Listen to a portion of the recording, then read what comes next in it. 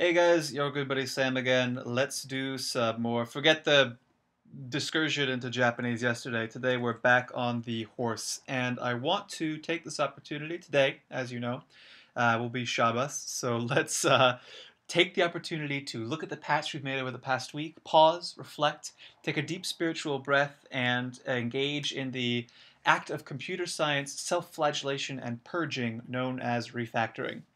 I'm going to start with this multi-cube project we've been working from. I'm going to duplicate it and rename it multi-cube 4 using the versioning control system that we've established over the course of this series.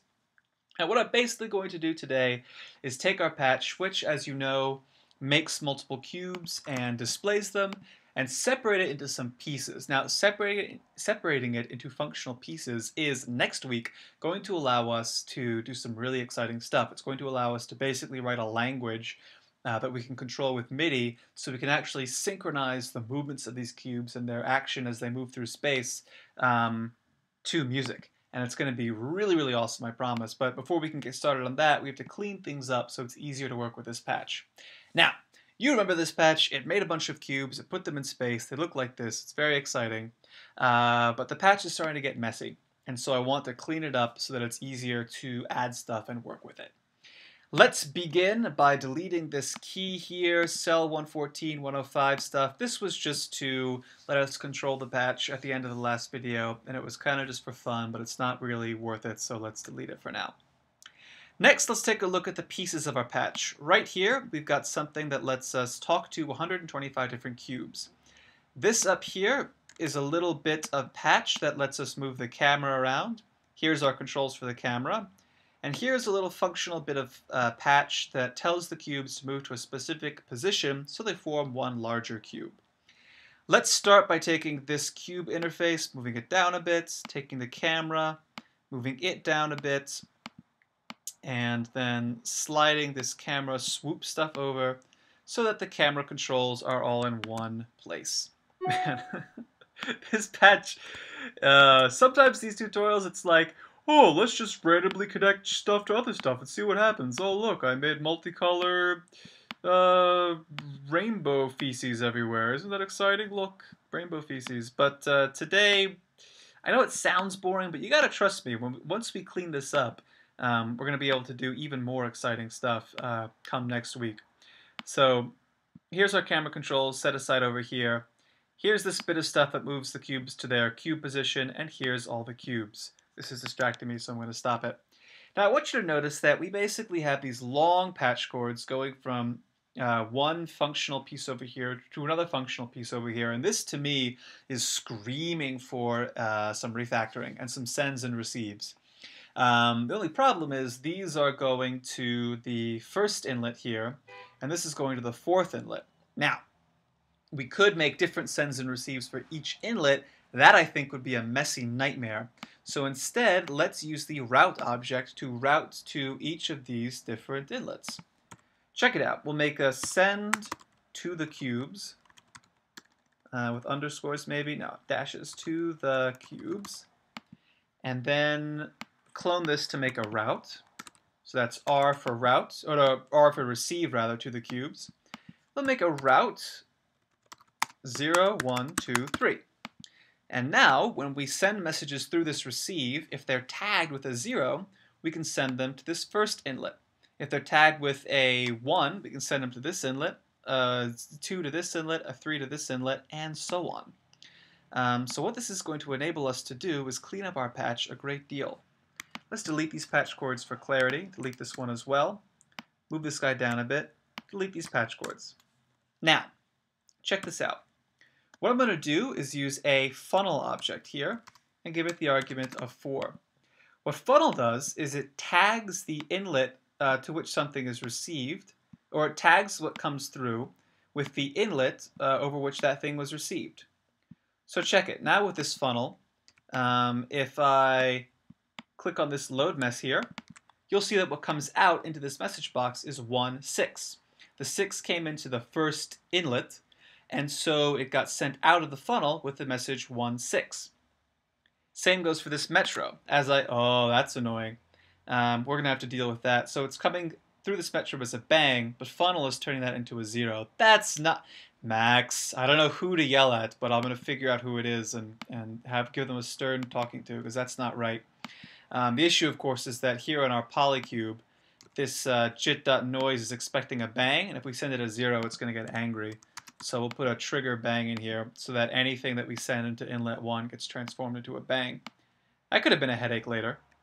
Save this. It's going to take a little while to save because it's got to replace all 125 cubes with this patch, but that's no big deal. It's going to take a little while. Cool, now it's done. Okay, so there's 2 of the cubes. Here's the funnel. Now all we have to do is connect this funnel to this route, and all of a sudden, man, we've reproduced the functionality of this thing in a much, much cleaner way. I think you will agree. Connect the route up to the poly like so. In case you're wondering why these inlets don't add up, it's because route has another outlet here if the input doesn't match. And now we can separate these 2 logically distinct parts of the patch in a really clean and straightforward way. So both this target message box here and this target 0 are supposed to go to this first inlet. So all we have to do is throw a prepend 0 here, connect this target to this prepend, this target to this prepend, connect that to send to the cubes. And this move to is supposed to go to the 0, 1, 2, third inlet here. So we throw a prepend 3 here. And now, man, these 2 pieces of the patch, they're totally free, unfeathered, untethered.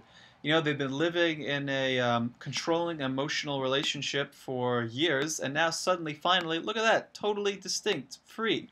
I can turn this guy on and start moving these cubes to their places. And there's no connection here, which means we can move things around and make them free and easy and happy. It's a very American patch right now. Freedom is at the forefront of this patch, as is truth, justice, and the American way. So why is this good? Well, this little chunk of patch here moves the cubes to different positions, but of course we can now build a different chunk of patch that moves the cubes into a circle, or a pyramid, or straight lines, or makes them wiggle, or whatever.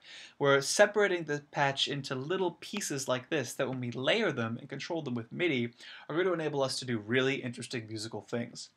Just to show you how, to reinforce how nice and clean this is going to be now, let's make something that enables us to change the color of our objects here in the patch. So as you may or may not have noticed, here in the polycube down here, we've got this JitGL.material that's going to enable us to change the color, or would enable us to change the color, of our grid shapes. If we throw in an @override1, that means that the material will now override the grid shape. And if we make a spray, or not, rather a route, not route, route 0, 1, 2, 3, 4, 5, 6. 1, 2, 3, 4, 5, 6. Okay, one more. We are now able to connect. Is this not? It's not. Annoying. We're now able to connect this route to this material. And with this, we can make another inlet to the polycube that will enable us to change the color of all of our cubes, which is super exciting, kind of. So there's routes connected to this JitGL material. In 5, not int 5, in 5, I'm adding another inlet to the polycube here. That is going to let us send messages to the JitGL.material. Pretty cool. So we'll save this. It's going to take a few million years to repopulate all these polycubes. Go on, Max, take your time. It's actually going to have to do this again because I'm going to have to reinstantiate this polycube thing, like so. No big deal. Yes, take your time, Max. Make 125 instances, use a ton of memory, do what you got to do. I shouldn't be talking. Max is way better written than Mira ever could be. But let's not go down that road, shall we? I'm adding another thing to route here, making this a funnel 5 so we can actually set the color as well. Cool. So there's the funnel, route, poly. Great. Each of these polys now has an interface here to control the material. And where are our cubes? Here they are. Cool. So the way to set the color of a cube is to set its, or one way to set the color is to set its diffuse matrix. The way lighting works in OpenGL, you have diffuse, ambient, and specular light. The way the old shading algorithm works anyways. You have these three kinds of light, and diffuse is what you are usually talking about when you're talking about the color of an object. That's a whole other tutorial working with material. So what we'll basically do is add a swatch object here. Swatch lets you pick a color. It's an interface to color picking. Out of here comes the RGB. We will prepend matte diffuse, which is the message to tell material to change the diffuse matrix. And then prepend, or for now, let's just send this to the 5th inlet of our poly here. And this should change the color of our cubes. Oh, I can't believe it's not changing the color of the cubes. Oh, because, okay, I see why. Because this JIT-GL material expects us to tell this route which inlet we want to go to. Diffuse matrix goes into the 0th input. So we will prepend this with a 0. Matte diffuse into prepend 0 into this last inlet of the poly. And look at that, we're changing the color. We changing that color.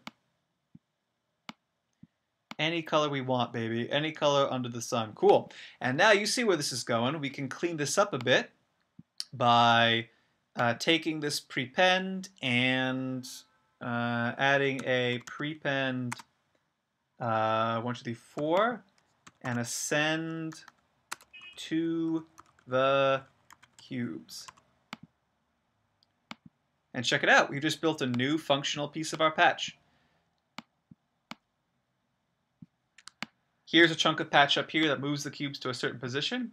Here's a chunk down here that changes the color. And it's all separate, easy, and all that good stuff. So let's see, this is RGB 0 to 1. This is cool. So we can just do a jit.gl.noise, 1 float32 3 jit.spill. And I think banging on this will set a random color. I hope it will. Let's find out. Indeed it does. Very exciting. So now, excuse me, now we can make another metro, say 250 with the toggle here. And we have a chunk of patch right here that gives everything a random color. Turn this on. The color's jumping around at random. Isn't that exciting? So that basically concludes this tutorial. I just wanted to show off how we can use different chunks of patch to make different functional pieces. And by making different functional pieces of the patch, we're able to control our cubes in kind of an interesting way. Let's turn on the camera swoop. So we're getting there, man. As you can start to imagine, we're going to layer this moving cubes, we're going to layer color, we're going to layer camera, and by combining it all and breaking things into pieces, we're going to be really able to add tight visuals to these cubes. It's going to be really exciting. Look forward to next week. We're going to do some really awesome stuff. So thanks for watching. Enjoy your Shabbos if you happen to enjoy Shabbos. To be honest, I'm not even sure if you're supposed to enjoy it. I think it's supposed to be reflective and all that. Spiritual stuff. But in any case, thanks for watching. Take it easy, guys. And I look forward to seeing you in the next tutorial. Ciao.